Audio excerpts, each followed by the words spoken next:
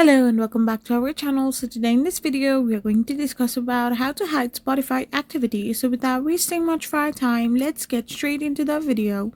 So if you want to hide your Spotify activity, all you gotta do is simply navigate to your Spotify first. Once you're in your Spotify, you need to simply go to your settings and privacy.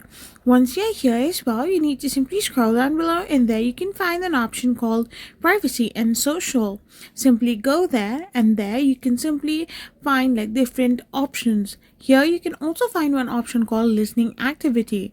Now if you turn it on and turn the toggle to the right hand side, your followers can see what you're listening to in real time.